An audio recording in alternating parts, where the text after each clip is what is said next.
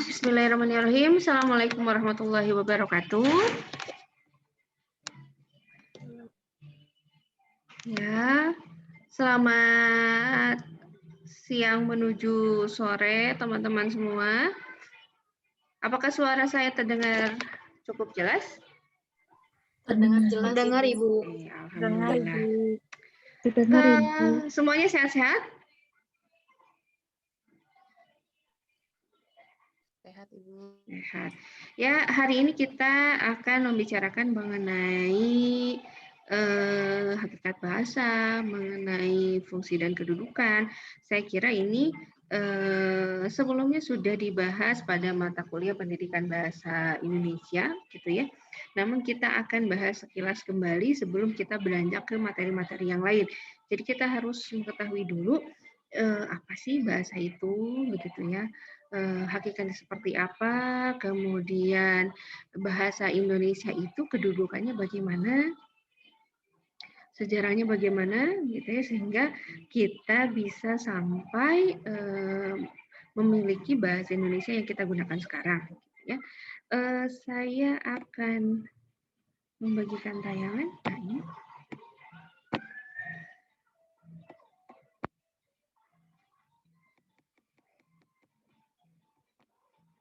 Apakah bisa terlihat? Bisa, Ibu.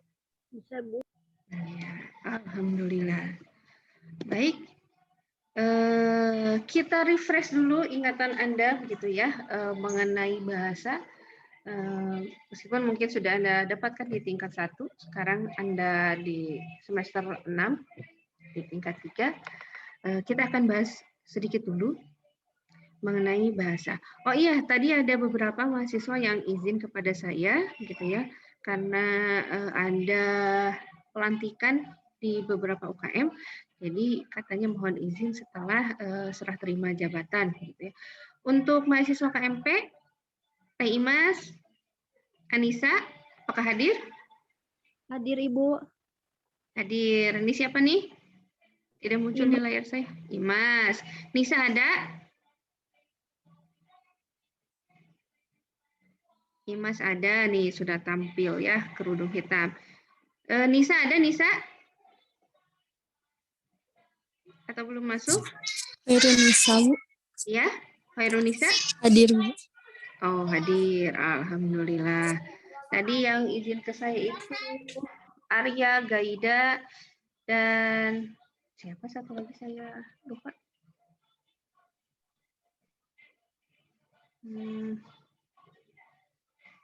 Rizky Kak, gitu ya, mau itu katanya serah terima dulu.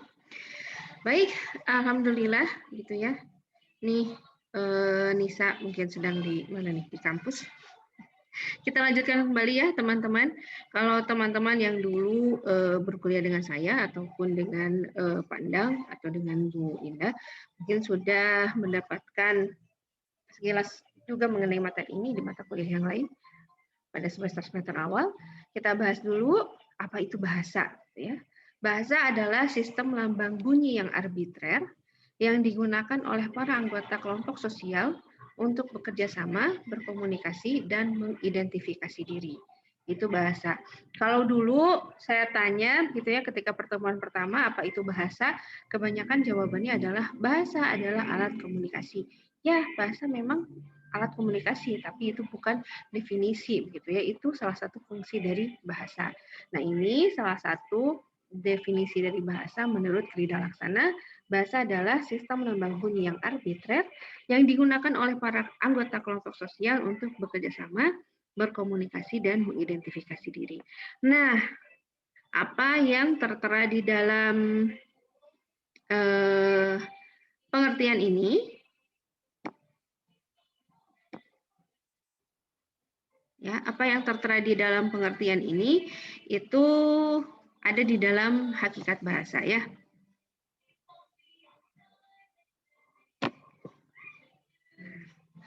Nah, sekarang kita bahas dulu ya. Jadi di dalam ilmu bahasa atau ilmu linguistik itu ada ahli yang bernama Ferdinand de Saussure ya, seorang linguistik ahli bahasa. Jadi beliau menyampaikan bahwa bahasa gitu ya terdiri atas ya. Jadi bahasa itu ada dalam 3 bentuk. Yang pertama language, yang kedua lang, yang ketiga parol ya. Bukan language ini ya, karena bahasanya Prancis. Language, lang, dan parol. Jadi pengertian language di sini bahasa secara umum atau universal. Jadi kalau bahasa yang kita gunakan saat ini, baik itu sistem lambang bunyi atau berupa tulisan gitu ya, itu adalah language. Jadi yang membedakan manusia dengan makhluk yang lain karena manusia memiliki bahasa. Nah, bahasa di dalam kalimat tersebut adalah language. Manusia memiliki bahasa ya. Nah, itu adalah pengertian dari language di situ. Jadi bahasa secara umum, bahasa yang digunakan manusia itu adalah language gitu ya. Nah, kalau lang itu sistem bahasa tertentu, misalnya ada bahasa Indonesia contohnya ya. Ada bahasa Jepang, ada bahasa Prancis, ada bahasa Turki, Spanyol dan lain sebagainya. Jadi itu adalah lang, sistem-sistem bahasa yang kita kenal ada saat ini. Nah, kalau parol itu wujud bahasa yang konkret, lebih konkret dibandingkan dengan lang. Jadi katanya kalau lang itu masih bersifat abstrak, bisa bersifat abstrak gitu ya, karena sistem tertentu. Jadi kalau dalam permainan catur itu kenapa kuda itu jalannya L gitu ya. Kalau bidak yang lain jalannya seperti apa? Nah, itu lang. Nah, kalau parol itu wujud bahasa yang konkret yang digunakan anggota masyarakat dalam kegiatan sehari-hari. Jadi misalnya ya saya dan Arya misalnya ya, atau dan Fadila menggunakan bahasa yang sama, bahasa Indonesia yang sama, tetapi di dalam tuturannya itu bisa berbeda. Nah, itu parol. Jadi itu sudah ke tataran konkret yang kita ucapkan dalam kehidupan sehari-hari, itu parol. Jadi menurut Saussure, bahasa itu ada 3, ada language, bahasa secara universal, bahasa yang digunakan manusia itu language. Lang, itu lang sistem bahasa tertentu ya, seperti tadi contohnya, ada bahasa Jepang, bahasa Cina, ya, bahasa Tiongkok, dan lain sebagainya. Ada parol, wujud bahasa yang konkret yang kita gunakan sehari-hari ya. Itu menurut tuturan Ferdinand de Saussure. Nah, selanjutnya kita akan bicara tentang hakikat bahasa. Kalau tadi ada yang masih ingat apa definisi dari bahasa?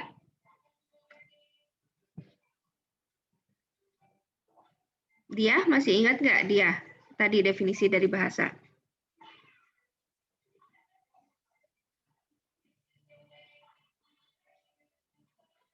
Ya, dia Ayu masih ingat nggak definisi bahasa yang tadi? Iya, Bu. Bahasa adalah sebuah bunyi untuk ya, oh iya, sistem lambang bunyi. Sistem lambang bunyi ya. Ada yang ingat lagi apa tadi?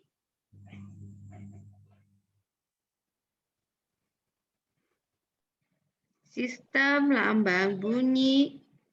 Sistem lambang bunyi yang arbitrer, yang digunakan oleh para kelompok sosial untuk bekerja sama. Oke, jadi semuanya ada di sini ya, sistem lambang bunyi yang arbitrer yang digunakan oleh sekelompok manusia untuk bekerja sama ya ini. Jadi semuanya itu sebenarnya ada di dalam hakikat bahasa. Jadi ini yang hakikat bahasa ini, terima kasih ya Wi dan dia tadi. Jadi hakikat bahasa yang kita bahas sekarang ya, menurut HR ini ya berlaku bukan hanya untuk bahasa Indonesia gitu ya, tapi memang ini bahasa secara umum ya, mau Jepang, mau Perancis, mau Korea gitu ya. Ya inilah hakikat bahasa. Yang pertama, bahasa adalah sebuah sistem. Setuju ini? Maksudnya apa? Bahasa adalah sebuah sistem?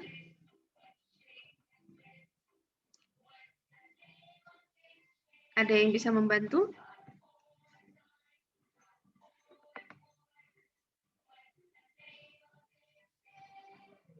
Ya, karena saya tidak bisa melihat tampilan semuanya.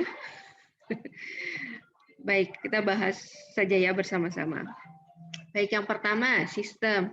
Ya, setiap bahasa pasti memiliki sistem masing-masing ya. Bahasa Indonesia memiliki sistemnya sendiri, bahasa Korea memiliki sistemnya sendiri, bahasa Inggris, begitu ya. Misalnya di dalam bahasa Inggris ada kata kerja beraturan, ada yang kata kerja tidak beraturan, gitu ya. Kalau di bahasa Indonesia ada tidak yang seperti itu?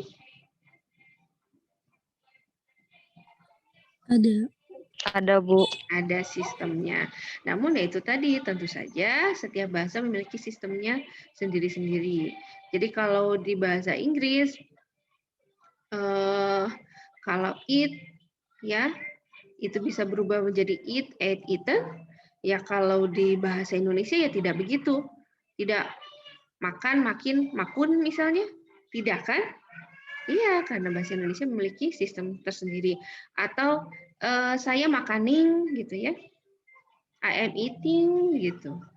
Saya makaning ya tidak. Saya sedang makan begitu ya. Makannya tetap tidak diberi ing. Ya, karena ya itu tadi bahasa Indonesia memiliki sistem sendiri, Inggris memiliki sistem sendiri, bahasa Korea memiliki sistem sendiri. Nah, itu saya tidak tahu ya karena belum belajar bahasa Korea. Namun, ya kita percaya bahwa setiap bahasa memiliki sistemnya masing-masing. Kemudian bahasa itu berwujud lambang ya. Jadi ketika bahasa tutur kemudian kita alihkan menjadi bahasa tulis, ya pasti itu akan berubah begitu ya menjadi lambang-lambang ya. Nah, lambang-lambang itu bila dituturkan ya, berupa bunyi. Bunyi di sini ya tentu saja bunyi-bunyi bahasa ya. Seperti yang Anda pelajari di fonologi. Fonologi mempelajari bunyi-bunyi bahasa. Jadi kalau bunyi-bunyi yang lain ya tidak dipelajari di dalam fonologi ya. Misalnya bunyi trompet, bunyi gendang ya, akang gendang dan lain sebagainya. Itu tidak dipelajari di dalam bahasa karena memang bukan bunyi-bunyi bahasa. Jadi tadi bahasa itu berwujud lambang ya. Bahasa itu berupa bunyi. Jadi misalnya huruf A gitu ya. A lambangnya seperti itu. Kemudian bunyinya A gitu ya.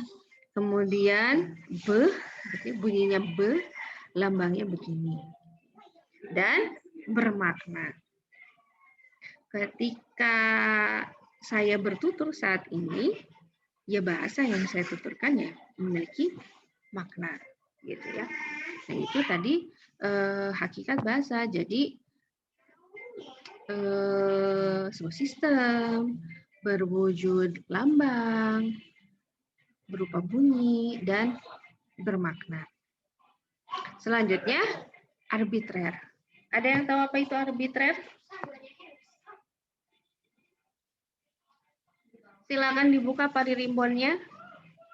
Sudah punya paririmbon bahasa kita? KBBI? Ya, kalau dulu saya kuliah S1 untuk membeli KBBI itu luar biasa ya, karena harganya ratusan ribu. Waktu itu saat saya kuliah S1 ya, 2002. Harganya sudah ratusan ribu. Kalau sekarang alhamdulillah sudah difasilitasi, ya Anda tinggal unduh saja di Play Store, ya. Kemudian Anda terapkan di HP pintar Anda, silakan Anda bisa mengakses KBBI kita. Apa itu arbitrer? Sewenang-wenang, mana suka, Iya, Bu. mana suka. Ini apa?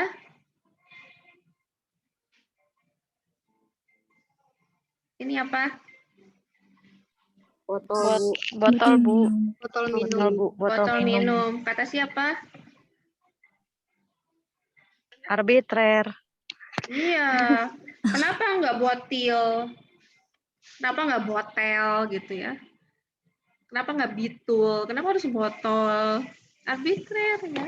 Mana suka, itu bahasa. Kenapa sih kalau orang Inggris nyebut jendela itu window gitu ya?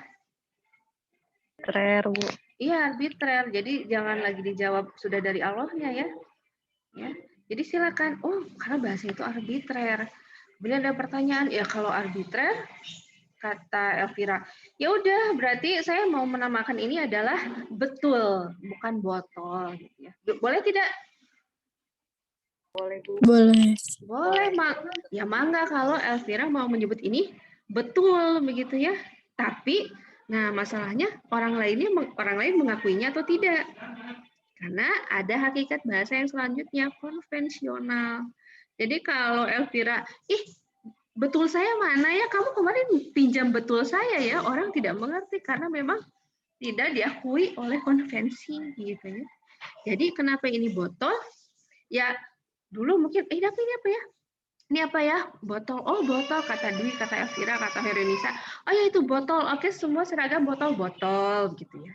Jadi ada konvensi, ya kesepakatan bersama mengenai bahasa tersebut. Ya, itulah hakikat selanjutnya. Jadi bersifat konvensional. Meskipun mana suka, tapi tetap konvensional. Ada konvensi, kesepakatan di dalamnya. Kemudian produktif. Jadi misalnya ya dari beberapa font, dari beberapa fonem misalnya fonem A, B, U gitu ya, atau beberapa fonem gitu ya yang bisa menghasilkan beberapa kata, gitu ya.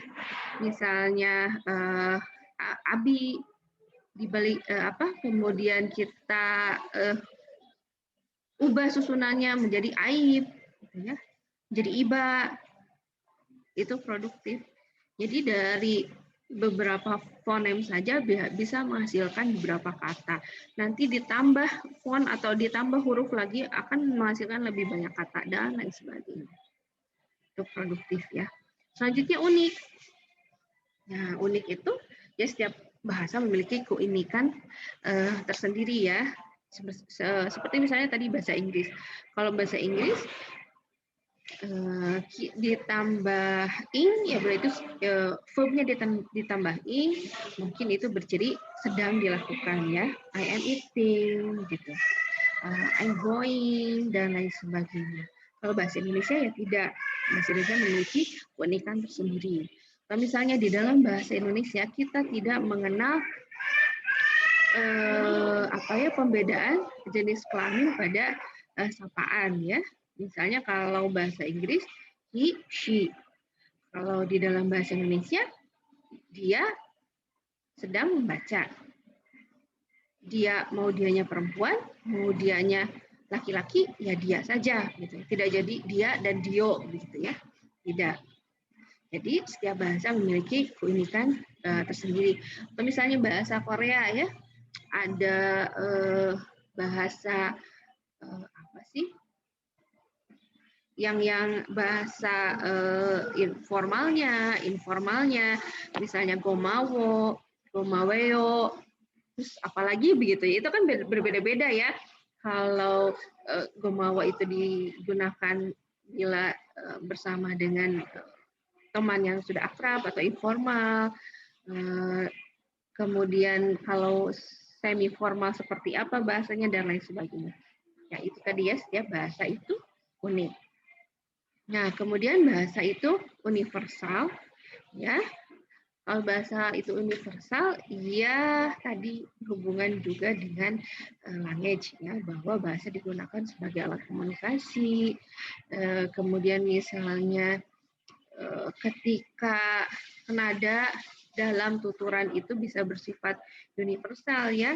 Misalnya kita mengungkapkan kasih sayang itu biasanya universal dan lain sebagainya. Kemudian selanjutnya bahasa itu bersifat dinamis. Nah, kalau ini saya kira hakikat bahasa yang ini sama dengan bahasa sebagai sebuah ilmu. Yang namanya ilmu pasti tidak statis, selalu dinamis ya. Ada perkembangan yang terjadi di dalamnya. Jadi tidak stagnan di situ-situ saja. Tapi bahasa itu bersifat dinamis, terus mengalami perkembangan, perubahan seiring dengan berkembangnya zaman ya. Nanti kita buktikan dengan adanya perubahan-perubahan ejaan yang terjadi di dalam bahasa Indonesia. Kemudian bahasa itu bervariasi. Kalau bahasa itu bervariasi, ya bisa berhubungan dengan parol tadi ya. Saya menggunakan bahasa Sunda, namun Sunda saya mungkin berbeda dengan teman-teman yang ada di Karawang, gitu ya bahasa Sundanya, atau bahasa Sunda teman-teman yang berasal dari Cirebon, atau Sunda teman-teman yang berasal dari Pandeglang, gitu ya. Itu salah satu ciri dari hakikat bahasa, bahwa bahasa itu bervariasi. Jadi kalau ketika saya berbincang dengan teman dari Pandeglang, ih, dia, gitu ya, atau aduh, ibu punten, eta kade suku nakan hulu ibu, gitu ya. Ketika saya berbincang dengan teman dan tetangganya, gitu. Kemudian ada anak kecil lewat, gitu ya, jumpalitan, eta kade suku nakanu bukan hulu, suku nakanu sirah ibu, gitu ya. Mungkin ketika saya awal-awal berinteraksi dengan penduduk di sana, saya agak bingung, aduh, ya, karena kalau Sunda di saya, gitu ya, penggunaan kata sirah itu termasuk bahasa Lomang, gitu ya, bukan bahasa yang halus, gitu ya. Namun ya kalau di sana berbeda, jadi tidak perlu kaget, misalnya penggunaan kata jing, gitu ya. Kamana jing gitu. Saya kaget, waduh, kok saya dipanggil jing gitu ya. Ternyata jing itu memang sapaan. Mungkin kalau di kita mungkin gitu ya, atau sih mungkin ya, atau kalau Cirebon itu jeh gitu. Nah, jadi kalau awal-awal mungkin kaget, wah kenapa gitu ya, kemana jing, waduh kok jing gitu ya, dipanggil jing. Ternyata memang berbeda. Nah itu ya, bahasa Sunda saja bervariasi. Saya kira teman-teman yang berbahasa Jawa pun sama ya. Jawa Cirebon, Jawa Jawa dari bahasa Jawa Jawa Timur, bahasa Jawa dari Solo, itu ya berbeda-beda ya. Itu menunjukkan bahwa bahasa itu bervariasi. Kemudian bahasa itu manusiawi. Manusiawi di sini ya memang bahasa digunakan oleh manusia, itu yang kita bahas. Bahasa yang membedakan kita dengan makhluk yang lain. Kita berbahasa, mereka tidak. Kalau mereka makhluk lain, ya makhluk lain di sini maksudnya binatang ya, bukan makhluk dengan wujud yang lain. Misalnya, Bu, binatang berbahasa tidak? Ya saya tidak tahu ya, walau alam gitu. Karena saya tidak mengerti ketika semut bertemu semut apakah mereka hai-haian atau tidak gitu ya. Tapi ya itu yang membedakan kita dengan makhluk yang lainnya menurut HR. Nah, itu mengenai hakikat bahasa. Silakan, ada yang mau ditanyakan dulu?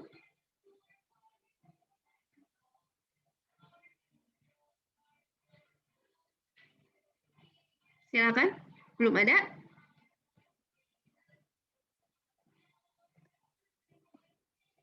Ini perjalanan kita masih cukup panjang. Belum ada? Baiklah, kita lanjutkan. Seperti yang pernah dibahas gitu ya, bahwa bahasa Indonesia, yang bahasa kita itu akarnya dari bahasa Melayu.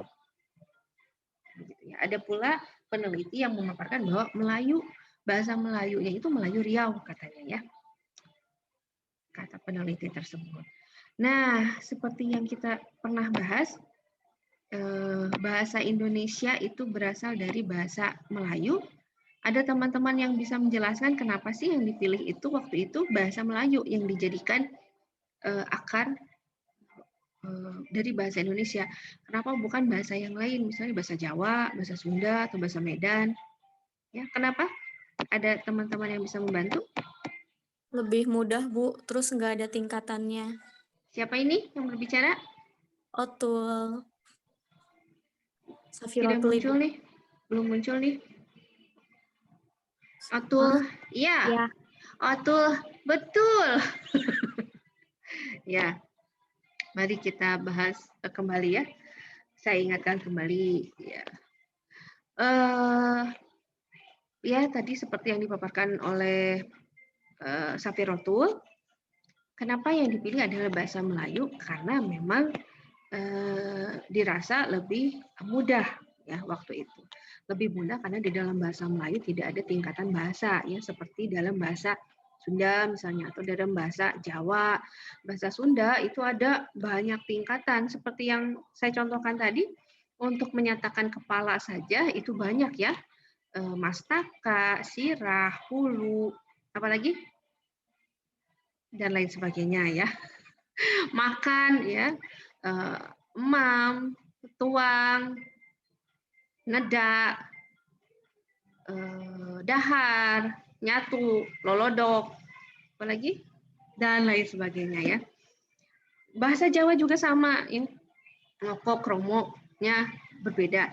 Jadi terbayang ya kalau seluruh masyarakat Indonesia gitu ya, harus menggunakan bahasa Indonesia yang berakar dari bahasa Sunda misalnya atau dari bahasa Jawa, itu untuk menghafalkan satu kata saja dibutuhkan waktu ya. Terus saya ingin makan gitu, gimana ya cara bicaranya? Abdi hoyong tuang, oh salah gitu ya. Kenapa? Karena kalau abdi itu neda gitu. Wah, udah pusing mereka. Jadi itu memang salah satu faktor. Tapi memang yang utama ya karena bahasa Melayu waktu itu memang lingua franca ya, dijadikan bahasa yang biasa dipakai untuk berkomunikasi pada saat itu. Apalagi yang menyangkut perdagangan ya, itu kebanyakan menggunakan bahasa Melayu. Ya. Jadi untuk berkomunikasi agar saling mengerti dan memahami digunakanlah bahasa Melayu ya sebagai lingua francanya.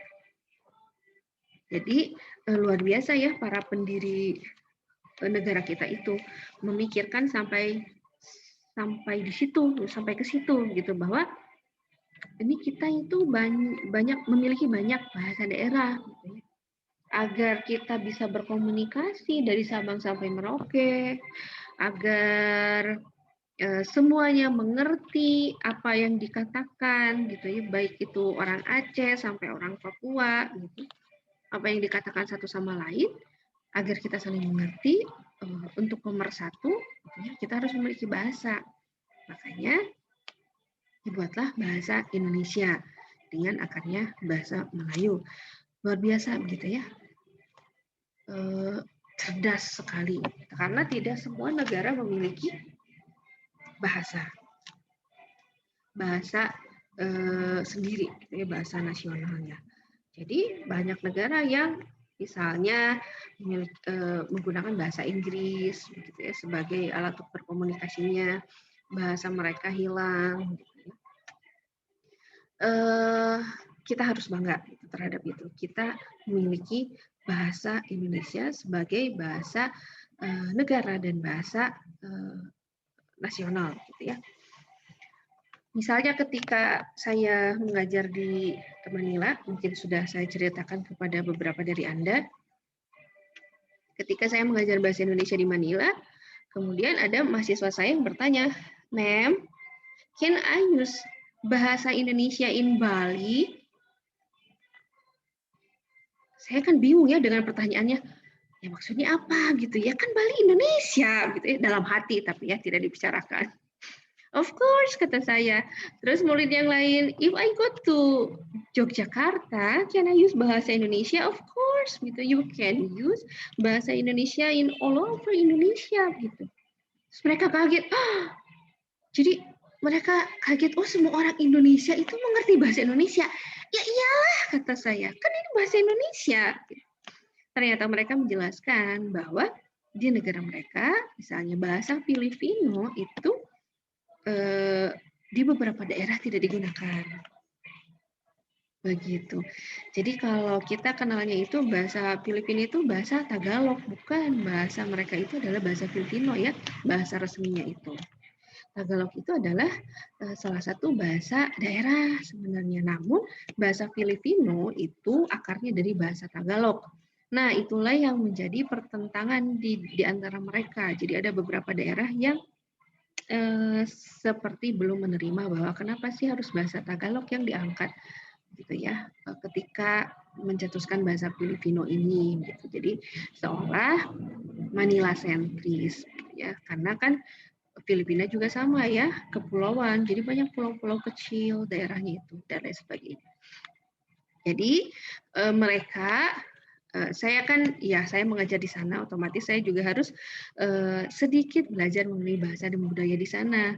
Saya bertanyakan kalau apa kabar itu bahasa Filipinonya apa, kalau menyapa itu bagaimana, udah ate gitu ya, pakai po, salamat po dan lain sebagainya.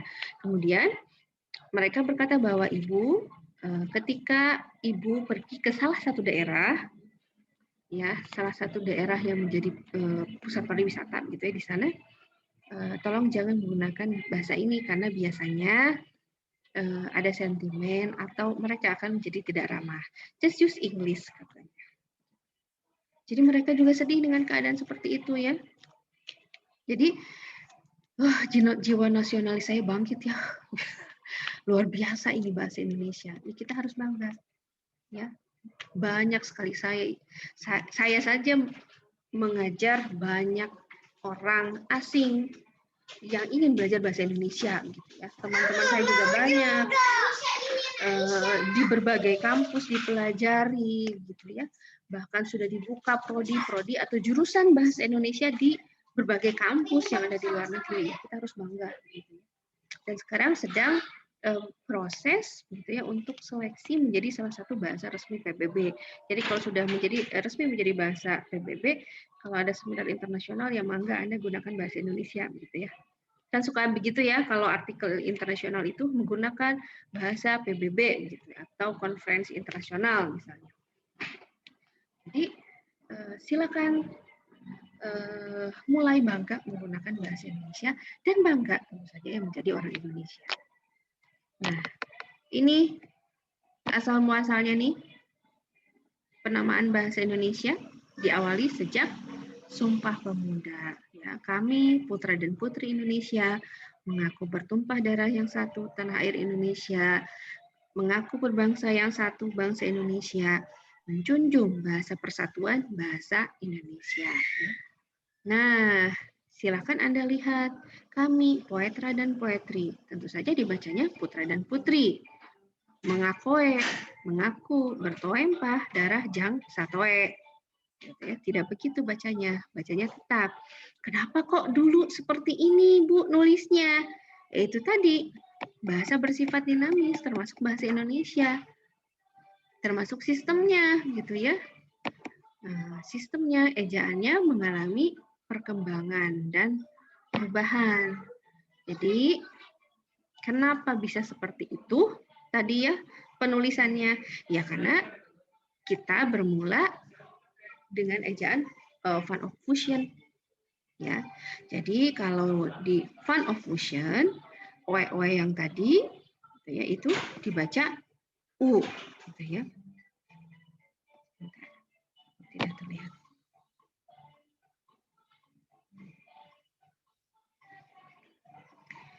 Huruf J tadi ya, untuk melafalkan font AI begitu ya, yang, payah, sayang. Gitu ya.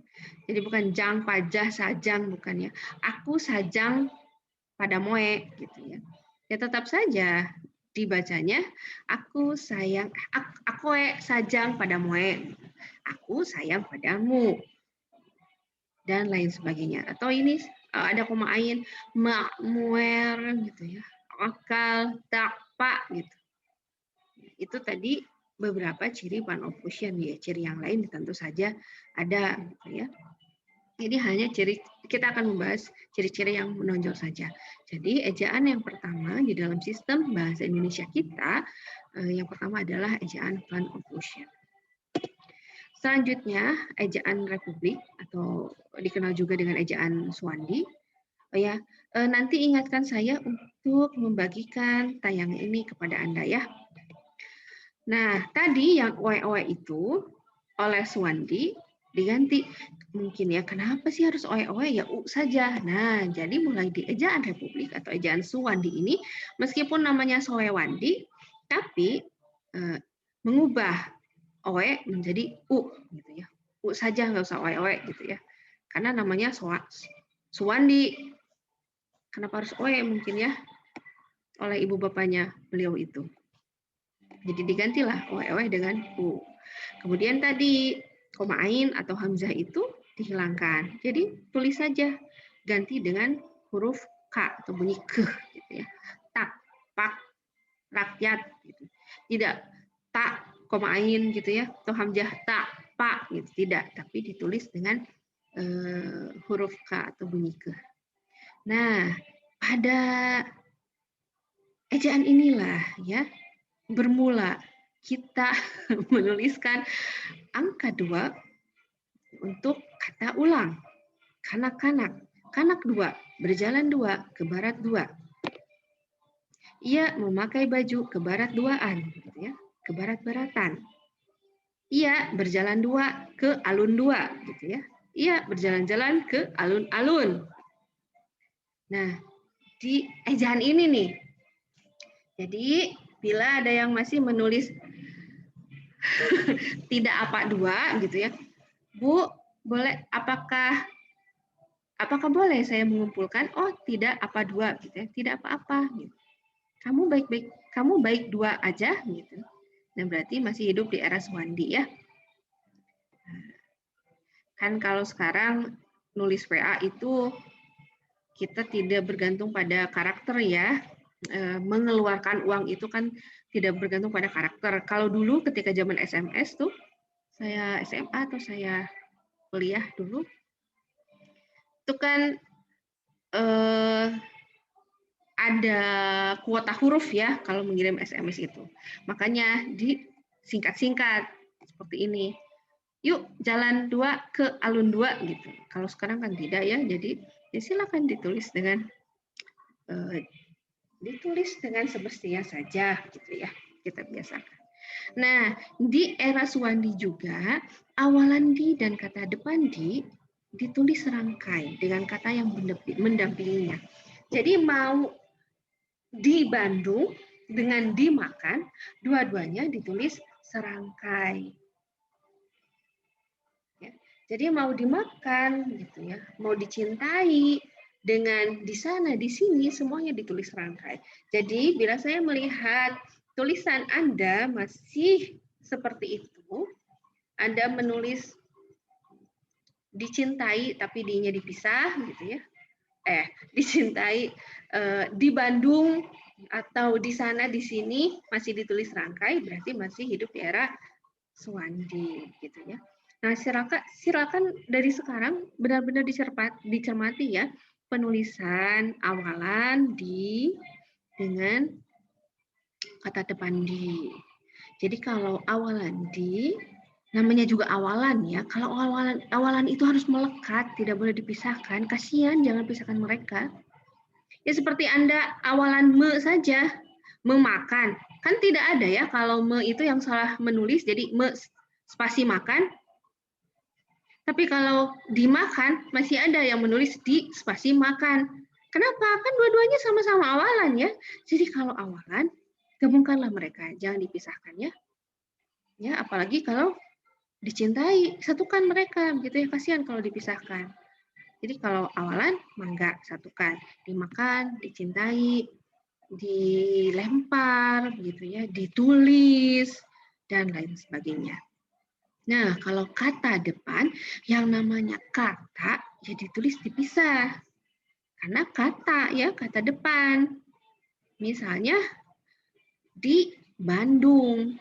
Di situ kata depan, Bandung, ya kata, ya keterangan. Ya, jadi penulisannya masing-masing. Karena di situ bukan awalan begitu. Jadi silakan biasakan dari sekarang untuk membedakan penulisan awalan di dan kata depan di.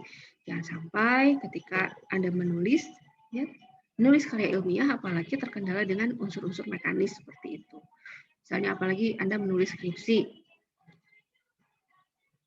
pembimbing Anda malah fokus ke hal-hal mekanis karena misalnya banyak kesalahan-kesalahan penulisan seperti itu ya, misalnya penggunaan di, penggunaan tanda baca dan lain sebagainya. Jadi kontennya tidak dikaji lebih dalam, gitu. Jangan sampai seperti itu ya. Selanjutnya ada ejaan Melindo ya, Melayu Indonesia. Namun ya karena situasi politik kita dengan negara tetangga sehingga ejaan ini tidak jadi diresmikan gitu ya.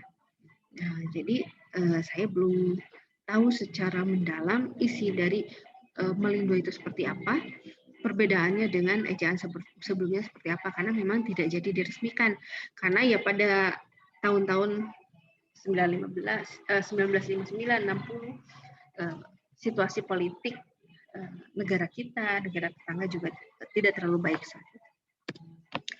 Nah, inilah yang kita kenal lama gitu ya, EYD, Ejaan Bahasa Indonesia yang disempurnakan. Diresmikan pada tahun 1972. Saya kira banyak dari Anda, ya terutama saya, hidup bertahun-tahun dengan bersama EYD ya, kan dari 72. Anda juga waktu mungkin SD, SMP ya, EYD. Nah, ini dia beberapa perubahannya, gitu ya, perubahan yang menonjol saja. Ada TJ, gitu ya, misalnya kita pernah melihat tulisan Loet Joe, gitu ya, lucu, ya. Jadi sejak EYD ya pakai C saja kalau nulis lucu, LUCU, lucu gitu ya, tidak perlu Loet Joe gitu. Kemudian DJ lagi, DJ ya, C gitu ya, CH, KH khusus gitu ya, bukan khusus, NJ, SJ, J dan OE ya. Jadi sejak 1972 EYD itu kita sudah mengenal apa yang kita kenal saat ini ya. Nah, sejak tahun 2015, Anda 2015 sekolah tingkat apa?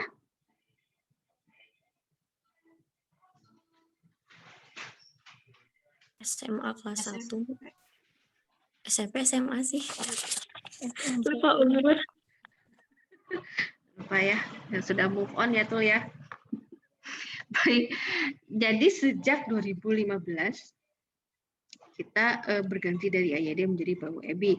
Saya kira ini juga yang kita pelajari, yang kita gunakan saat ini itu sudah PUEB. Jadi Anda tidak perlu lagi mencari-cari EYD. Nah, untuk mencari PUEB Anda tinggal berselancar saja di Google, tinggal Anda unduh, ini banyak ya. Pedoman umum ejaan bahasa Indonesia, tinggal Anda unduh saja. Perbedaan-perbedaannya memang tidak terlalu banyak ya. Ya, silakan nanti Anda perdalam sendiri gitu ya. Misalnya perubahannya itu diftong ya, ada penambahan diftong a ke dalam PUEB. Jadi Anda sudah bisa menuliskan kata survei gitu ya. Karena a sudah masuk ke dalam PUEB gitu ya. Jadi diftong a, jadi bukan hanya oi begitu ya, amboy, harimau gitu ya.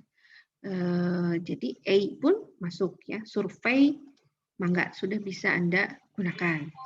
Survei. Kemudian tanda baca ya misalnya titik 2 gitu ya. Ada perinciannya di situ untuk apa, kemudian ada penambahan ketentuan untuk huruf kapital gitu ya. Jadi silakan Anda perdalam gitu, namun memang tidak terlalu banyak perubahannya, namun itu perlu kita perhatikan bersama agar ketika kita menulis, kita bisa menulis sesuai dengan ejaan yang berlaku ya, PUEB. Nah itu tadi perkembangan bahasa Indonesia dari masa ke masa, mulai dari Plan of Fusion sampai ke PUEB. Maka tinggal diunduh saja PUEB-nya dan dicermati bersama. Namun ya tentu saja bukan hanya dibaca dan dicermati ya. silakan Anda gunakan dalam kehidupan akademis Anda sehari-hari, ya, dalam menulis terutama. Silakan gunakan dengan baik. Nah, ada yang mau ditanyakan dulu tadi tentang ejaan dari masa ke masa?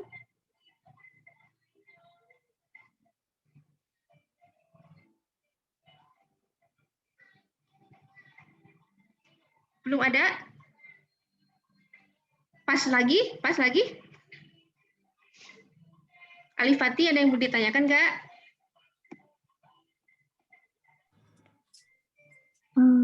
Bu, izin bertanya, Bu. Iya, Nisa. Mengenai itu, Bu, yang kan setelah PUEB dikenal istilah diftong.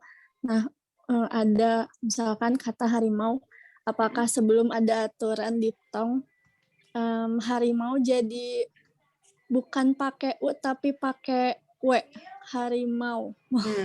Apakah begitu? Terima kasih Nisa.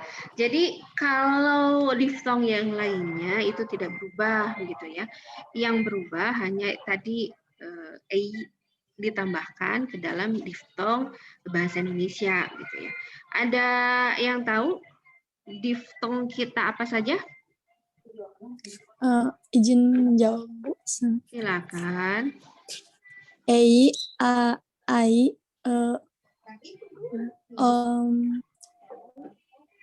sama satu lagi sama au enggak, Bu, ei sama ai sama au ai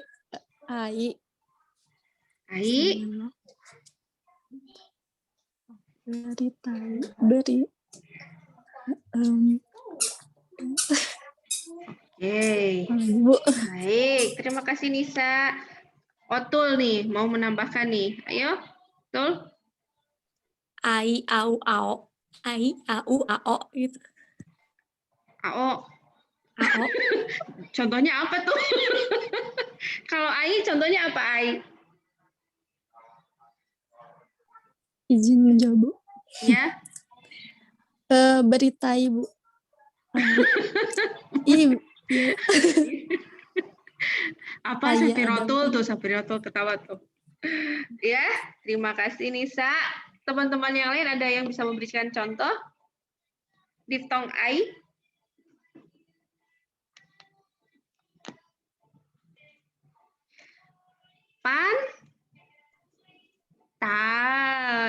Pandai. Kan kita membacanya pantai ya, bukan pantai. Meskipun di beberapa lagu Malaysia ada ya. Di pantai, ya saya lupa apalah itu lagu jadul ya. Di pantai gitu. Kalau kita pantai, pandai gitu. Kemudian tadi au, harimau. Kemudian oi, Amboy gitu dan lain sebagainya, yaitu diftong-diftong di dalam bahasa Indonesia. Jadi sebelum PUEB juga sudah ada gitu ya, bahwa diftong di kita yang diakuinya itu ada 3 ya. Nah kalau sekarang ditambah ei ya, tadi survei gitu ya, geser dan lain sebagainya. Jadi bukan berarti sebelumnya tidak ada, sebelumnya ada diftong ya, di graf juga ada, kita punya ya seperti tadi KH gitu. Namun ketika PUEB diresmikan katanya sudah masuk tuh ya. Jadi Anda sudah bisa secara resmi menggunakan survei gitu ya. Karena termasuk di dalam PUEB gitu. Kalau harimau ya, jadi kalau Anda masih bingung ini kalau harimau itu pakai W atau pakai U ya. Nah, kalau bingung seperti itu tinggal dibuka saja paririmbonnya, lihat di KBBI penulisannya seperti apa ya. Harimau.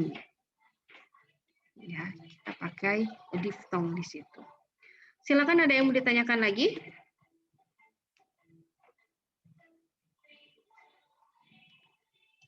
Imas, apakah engkau baik-baik saja? Alhamdulillah, Ibu. Baik-baik ya, tidak baik dua. Bisa dimengerti? Insya Allah, Ibu. Ya, amin ya. Bila belum ada yang ingin ditanyakan, kita berlanjut ya. Oh iya. Di Seminar Politik Bahasa Nasional ya yang diselenggarakan pada tahun 75, kita menetapkan bahwa kedudukan bahasa Indonesia itu sebagai bahasa nasional dan sebagai bahasa negara. Jadi kedudukan bahasa Indonesia itu ada dua, bahasa nasional dan bahasa negara. Nah, kita bahas satu-satu. Nah, kalau bahasa Indonesia sebagai bahasa nasional, bahasa Indonesia itu berfungsi sebagai satu lambang kebanggaan nasional. Seperti contoh kasus tadi saya ya, kita harus bangga memiliki bahasa Indonesia. Ya. Karena dirunut dari sejarahnya seperti apa para pendiri bangsa kita merumuskan bahasa Indonesia, gitu ya. Itu luar biasa sekali. Dan tidak semua negara memiliki bahasa nasionalnya sendiri. Gitu. Kemudian lambang identitas nasional. Bahasa Indonesia, ya bahasa orang Indonesia. Gitu. Nah, bila ada yang mengistilahkan bahasa Indonesia sebagai bahasa, salah. Ya. Bahasa Indonesia, ya bahasa Indonesia. Karena ada beberapa siswa saya dulu, ya mahasiswa saya, jadi kalau mengistilahkan bahasa Indonesia itu bahasa. Ibu, I would like to speak in bahasa. Saya tanya, bahasa apa? Ya istilah bahasa kan language ya. Ya bahasa apa? Bahasa Indonesia. Jadi ya penamaannya pun harus lengkap. Ya, bahasa Indonesia, bahasa itu language. Jadi bahasa apa? Masih ada yang seperti itu. Jadi bila ada yang berkata seperti itu, ya kita luruskan, gitu ya, kita beritahu. Namun tentu saja tidak ekstrim ya. Ketika ada orang asing, wow, orang Indonesia, you speak bahasa. No, not bahasa, but bahasa Indonesia. Ya tidak perlu ngegas juga gitu ya. Ya, Anda paparkan saja, yes, I speak bahasa Indonesia. As I speak Indonesian language. Kemudian, alat pemersatu masyarakat yang berbeda-beda latar belakang sosial, budaya, dan bahasa. Ya, alhamdulillah ada bahasa Indonesia ya. Jadi, kita bisa berbicara, berinteraksi, berkomunikasi seperti ini. Ya bila tidak ada, ya Anda bayangkan ya, dulu saya mengajar di Banten, coba. Gimana kalau tidak ada bahasa Indonesia? Saya mengajar mau pakai bahasa apa?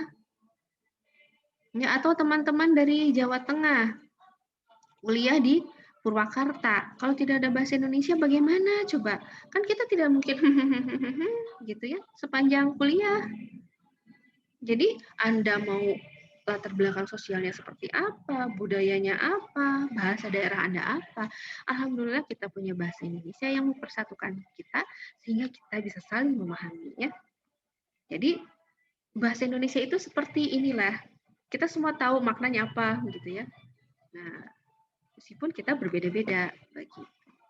Alat selanjutnya fungsinya adalah alat perhubungan antar budaya antar daerah.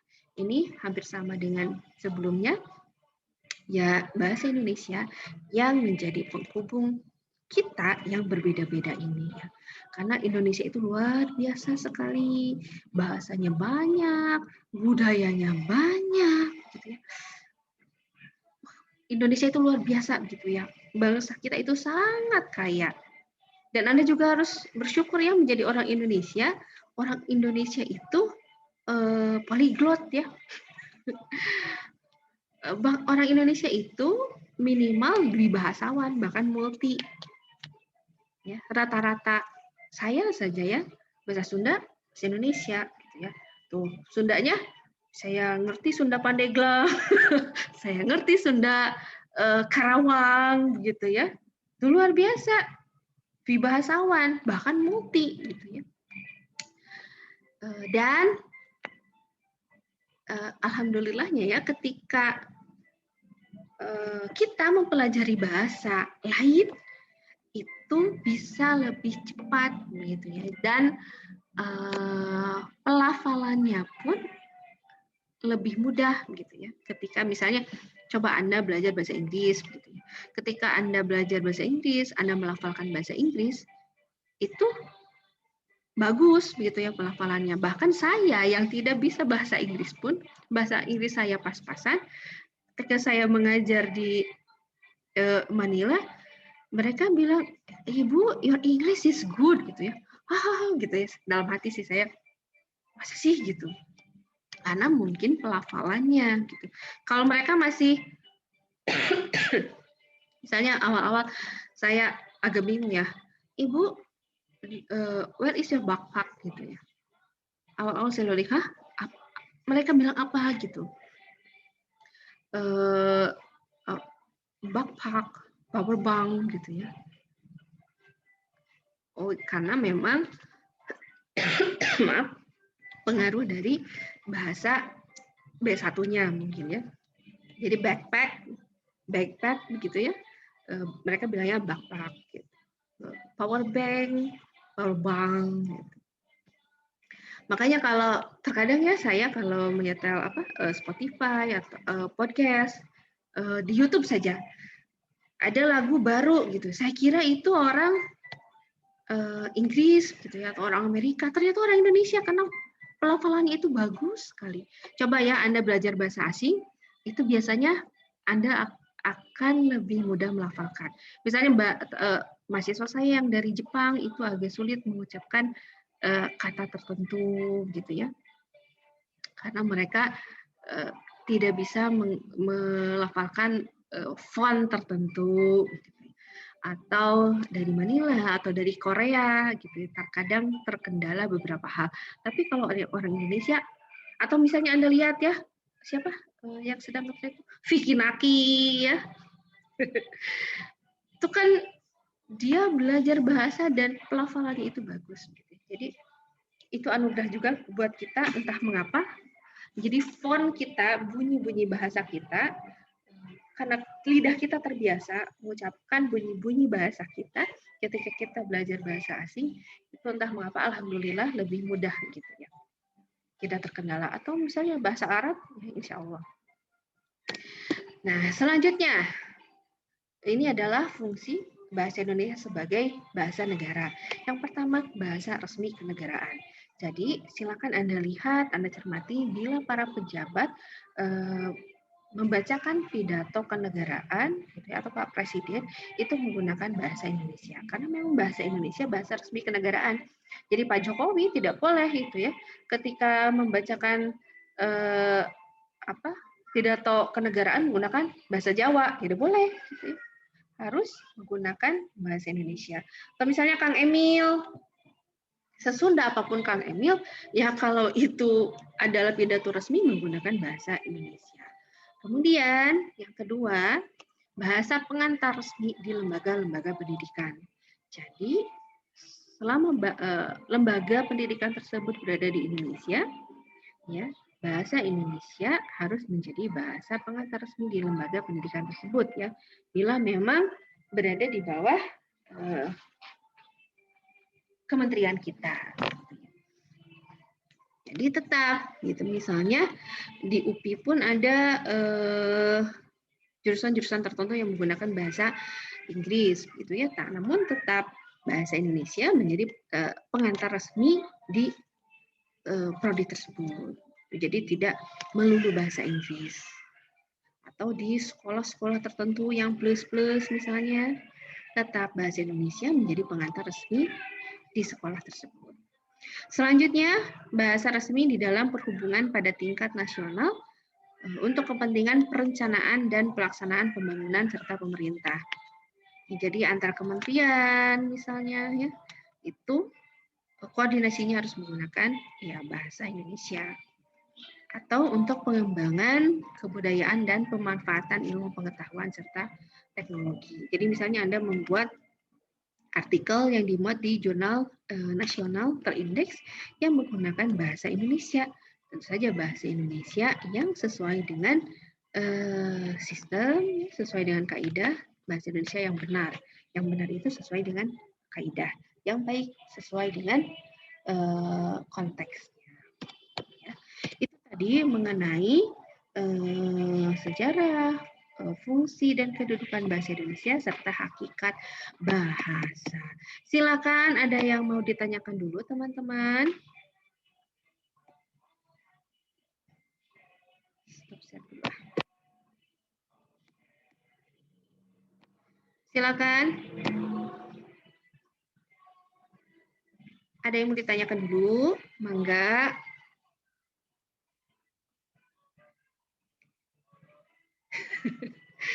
Ini muka-muka serius atau muka-muka lapar ini? Silakan Ramaika, ada yang mau ditanyakan atau belum? Belum? Ramaika dari tadi posisinya begitu. Saya kira foto loh itu. Dwi yang sedang di atas awan, ada yang mau ditanyakan, Wi? Belum ada, Ibu.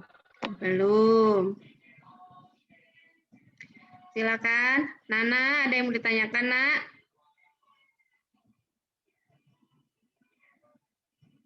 Belum. Hana? Han, ada yang mau ditanyakan, Han? Belum, Ibu. Belum. Kamu di mana ini? Lagi di rumah saudara, Ibu. Baik. Lagi jenguk saudara.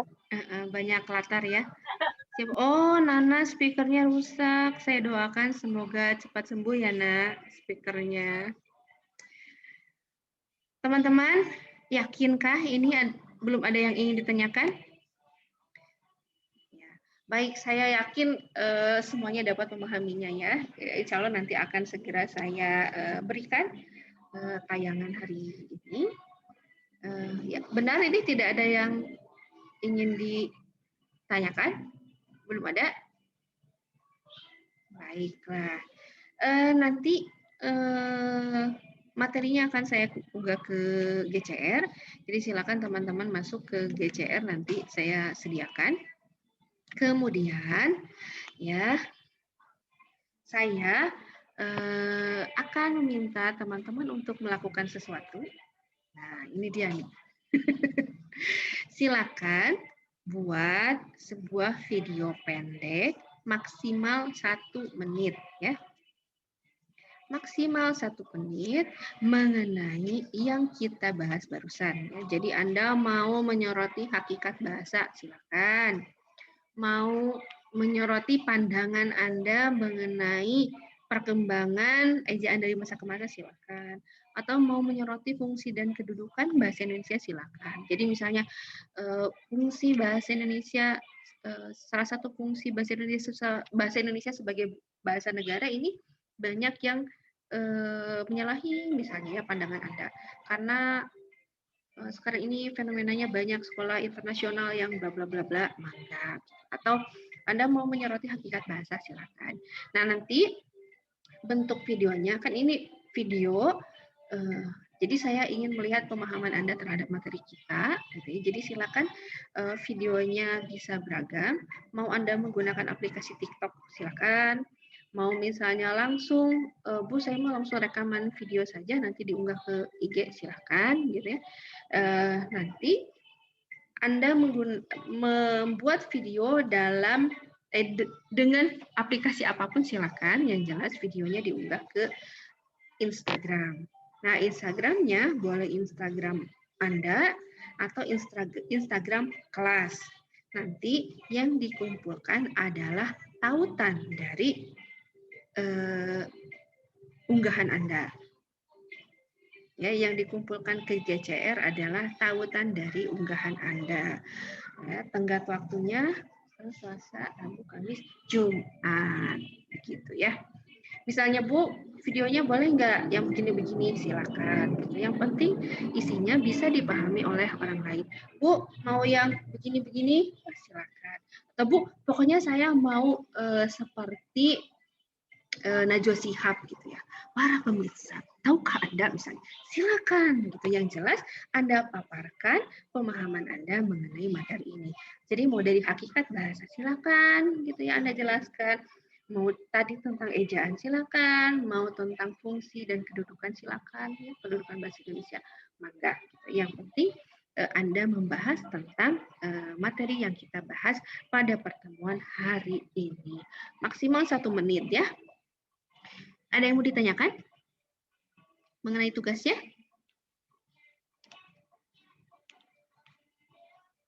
Silakan. Belum ada? Baiklah, kalau belum ada. Nanti jangan sampai Penny yang kewalahan ya. Pen, tolong tanyain dong ke ibu gitu. Nanti Penny yang pusing ya. Jadi bila ada pertanyaan silakan diajukan saja atau Anda bisa menghubungi saya secara pribadi ke WA saya, maka atau mau di grup silakan gitu ya. Yang jelas jangan dipendam di dalam hati ya. Ungkapkan apa yang Anda rasakan dan Anda pikirkan. Ibu izin bertanya. Siapa nih? Siapa? Nana, Bu. Nana, alhamdulillah udah sembuh speakernya. Kenapa, Nak? Ibu hari Jumat maksimal jam berapa, Bu? Hari Jumat pukul 20 saja ya. Oke, Ibu, makasih. Ya, kembali kasih. Silakan ada pertanyaan lagi. Ya. Videonya tidak perlu menggunakan special efek tertentu ya. Bila Anda bisa silakan, bila belum bisa ya mangga kalau mau belajar gitu. Tapi jangan sampai Anda pusing sendiri gitu. Yang penting Anda bisa memaparkan kepada halayak ramai gitu ya mengenai materi tertentu sehingga orang-orang menjadi mengerti. Dan ya saya pun memahami apa yang Anda utarakan, tuturkan, dan hadirkan di dalam video Anda. Begitu. Silakan, apakah ada pertanyaan lagi? Mega, ada pertanyaan nggak?